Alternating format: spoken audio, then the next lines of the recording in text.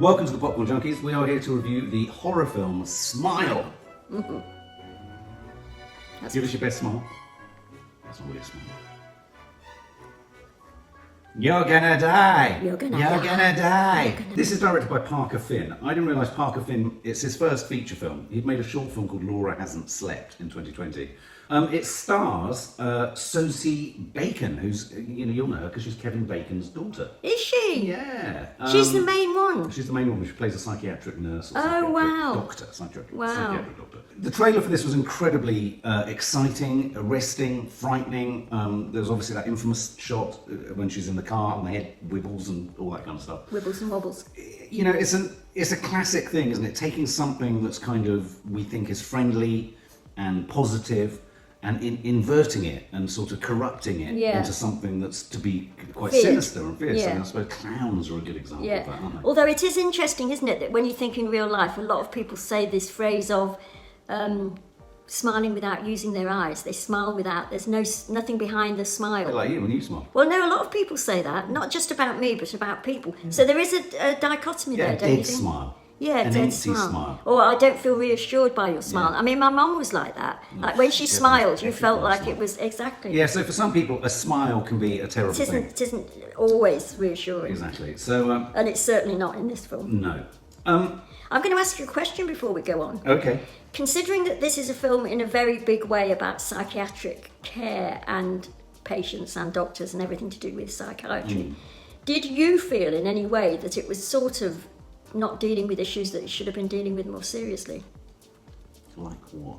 The whole of psychiatry, basically. Well, I don't know. I mean, it's just there have been a lot of, I'm not saying it's reached the blonde proportions, but there have been a lot of comments about considering mental health is our big, one of the big problems that we've got in society at the moment. These sort of films do not help. I think if you're coming to a film if you're coming to any horror film looking for it to be some kind of responsible commentary on whatever it's about to tell you, give up. It's the wrong forum. I see what you mean. I feel a little bit of that with Blonde. It's like, it's a film. Yeah. It's not actually digging up Marilyn Monroe and being horrendous to her. I mean, yes, we can all, I don't want to go on about Blonde, No.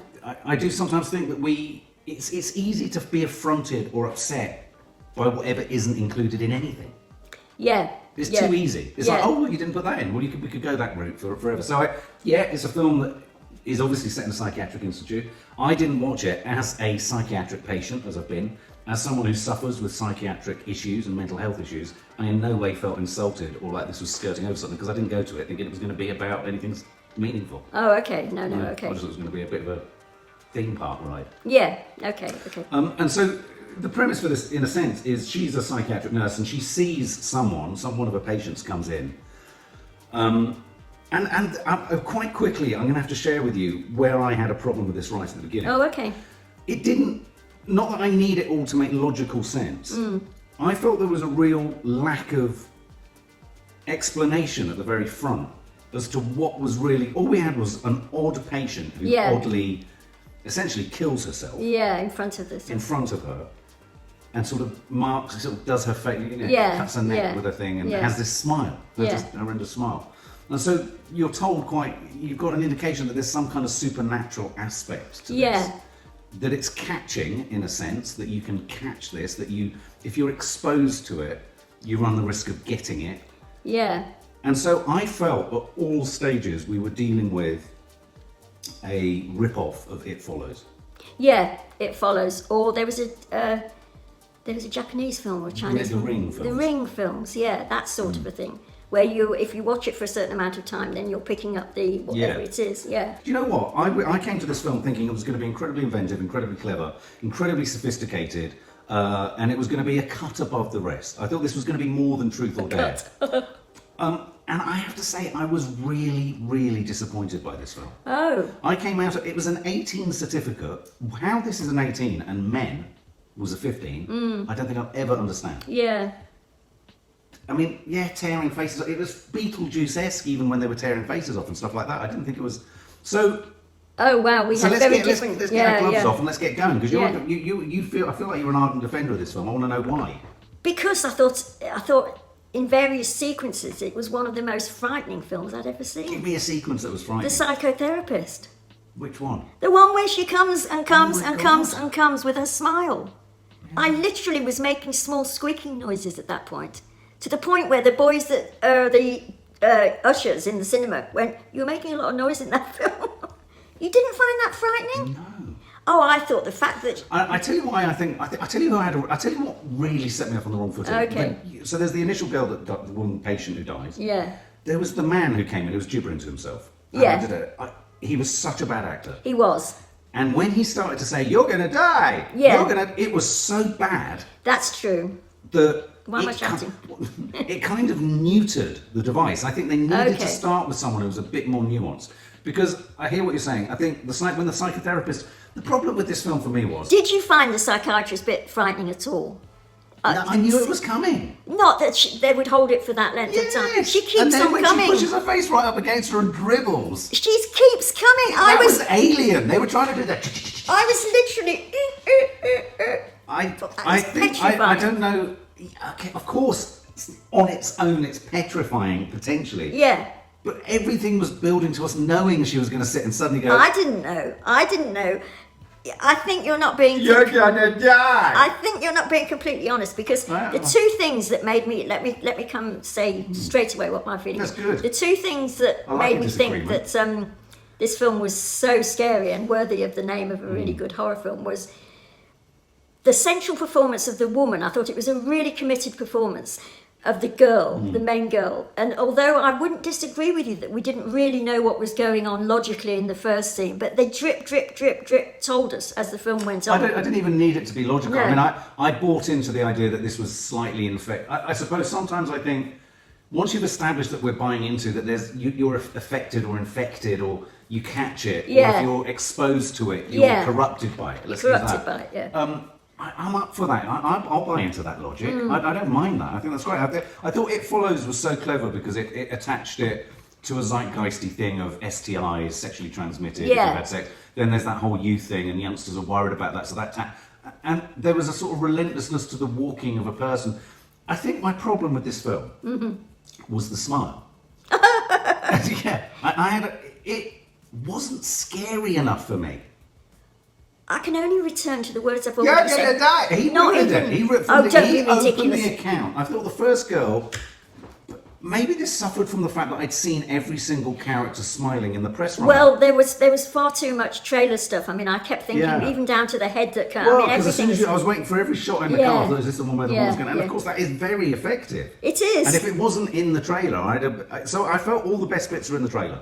Well, I wouldn't disagree with that. All the best bits. Except for the psychotherapist. Well, I have to say there was one particular moment. So it gets later where she, there's this sort of strange narrative of where she travels back in time. So our main character essentially is caught up in this sort of supernatural viral. This evil. What do you call those things where they pass things on? Not cults. What are they called? Virus. Like a virus, isn't it? It's like a virus. Yeah. It's like a moral virus. Yeah. And once you've been smiled at and told you're going to die, you're just going to die. You can't escape no, it, and the clock's escape ticking. And didn't she have to stay awake if she fell asleep? She was going to... Yeah, sort of. But also, what about the guy that she goes to visit in the prison who suddenly realises that he's talking? Didn't you think that was scary? Well, I really felt for him. It's like, get her fucking out of here. Oh, blimey. Get you around approached it in completely the wrong way. You've seen it. I thought all of it...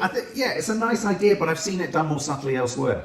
There was nothing subtle about this film, but I thought it benefited from not being subtle. Right, okay. Except for her performance, which was quite subtle, I thought. But so, I mean, we do eventually find ourselves at her sort of smashed up childhood home where she's watched her mother die. Yeah. It goes completely off the rails. And we then come across someone who looks very like they're out of a sort of thrash metal band. You're just being unfair on it now. But I mean, I must admit that I thought, who's the first person to take his face off? Was it the head of the psychiatric hospital? I think it was. I must remember at that point I thought, oh my God, people are taking their faces off. There's no holds barred in this film. I'm going to have to be taken out in an ambulance. Yeah, it's all faces being peeled off. Yeah, then you know that it's going to. I thought there was a particularly dramatic shot where.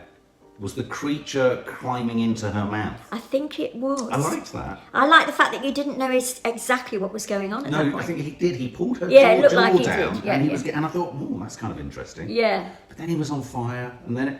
Yeah.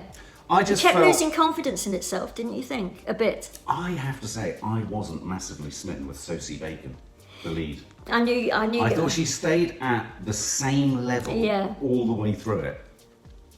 Yeah. Would you agree? I sort of would. Yeah, you know it when you start to unpack. I sort of would. But mind you, if you're being pursued by an unholy cult thing that you don't know what it is with a smile saying you're going to die, you'd be one note too. Well, yeah, but if it was that man, I'd be like, you're going to die. It was such a bad move. It was the man that got you at the beginning. What, you're going to die? Yeah. Yeah, he ruined it. You didn't recover. Oh. No, I didn't recover from how bad he was. He was bad. And him gibbering in the corner of the room and all that kind of stuff. It felt a bit like her jaw. It felt stretched. It did a bit to me, and like it almost felt stretch, which is precisely what it was. It felt like a B movie in a sense. It's almost like nothing in it was sort of sufficient quality. But I thought that within that, but it wasn't edgy enough for a B movie. It didn't have raw edges. It masqueraded as a Blumhouse sort of neatly honed. I mean, I was fully expecting this not to be a Truth or Dare. I was hoping this would be head and shoulders above Truth or Dare. And if I'm honest, I was reading reviews suggesting it was. Yeah. This was really like Truth or Dare. It was generic in the true sense of the word. It didn't surprise me. I wasn't horrified. Once you just knew that every character that you felt safe with at some point was going to smile. It's an obvious given. So the psychiatrist, so she stepped over the sofa, pursued her down the stairs, and then dribbled in her face. Yeah, man, that was scary. Good. I can have a bit of that. But I just found it really predictable.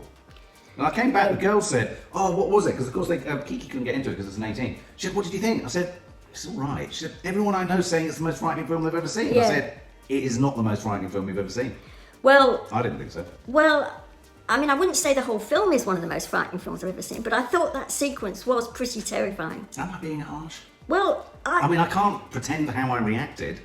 I think you're being a bit... I saw everything coming. Well, you couldn't have known that they'd hold it on her face for as long as it held on her face, coming closer and closer, and then in the end knocking her down the stairs, and then, oh my God, get me out of here, Nuss.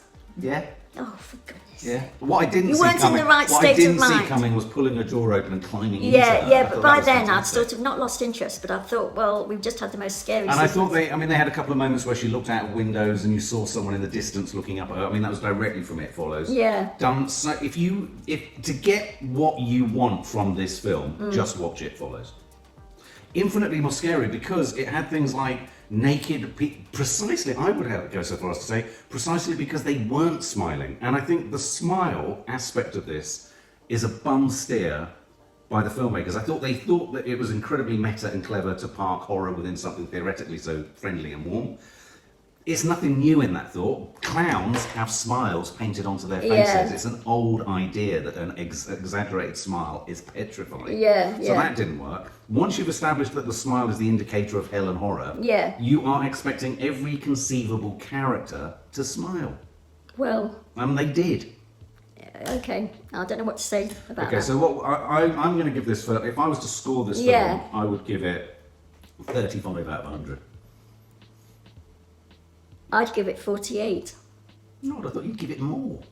No, because it was a generic film where everybody expected to smile, but for that one sequence. For those two things that I've said, for the central performance, which I would even agree with that there was nothing particularly marvellous about her performance, but she stayed with it. She stayed. Well, she stayed with it insofar as they called her up and said, call time is 9 o'clock, turn up, film, turn up. I thought, she filmed I thought that was fair enough, job. because we were moving from smile to smile. Are we now in a situation where an actor's performance is judged solely on whether she did Turns it from the up. beginning to the end? Yeah, thank God she did. Yeah, but I did think that some sequences, and I come back to that, were just very, very scary. See, I thought a film like Bodies, Bodies, Bodies, I didn't think was perfect. It had an edge to it that made it very, very B-movie. Yeah. This almost felt like a really this felt very sort of polished, weirdly, but sort of in a really rubbish way. What do you mean polished? Well, it was just neat. It was just so obvious. There was no edginess to it where you could read other meanings into anything. It was what it was, and it didn't even really. I felt that if they had more of a handle over how you caught it and all that kind of stuff, there would have been more of a sort of more rules to it in a sense. Yeah, that's what I liked about It Follows. They began to realise that if you've had sex with, as you discover what the rules of this thing are. Whereas this it seemed oblique. It just seemed really odd and wishy-washy. And if a smile happens, oh fuck. Yeah, one of the reasons I'm not giving it more is that in many ways I do agree with you. I think that the smile was the thing that let it down, and it seems ridiculous to say that, but given that the trailer showed us every smile except for the psychotherapist, but that was the one that got me. No, you see the psychotherapist in the trailer as well. Well, not for as long as you see her on the film. I mean, I'm out of the door by the end of it. Apparently, they've already ordered a sequel, haven't they? Well, you could tell there was going to be a sequel because it ended. It ended with a smile. No. Smile too. No, please. No. I thoroughly enjoyed it, and according to the ushers in the cinema, was making weird squeaking noises of distress. It was like a mouse being blended. No, it did scare me. But don't forget as well, and I think we should say this in Popcorn Junkies, an awful lot depends on the mood you go in. Oh, entirely. No, don't be sarcastic with that. Seriously. I agree. Yeah, okay. And I went in wanting a really good horror film. Well, I went in knowing I was going to get a really good horror film. Now, that's interesting. Right, okay. I was also in a packed cinema of couples who were all excitable and excited, and I didn't hear a word from them. Oh, okay. There was only me at the front and a load of people at the back who were far busier watching me squeaking than they were the film. Okay. But there you go, guys. Tell us what you think. Yeah. For more film and family fun, don't forget to click the subscribe button and make sure to click the bell to never miss an update.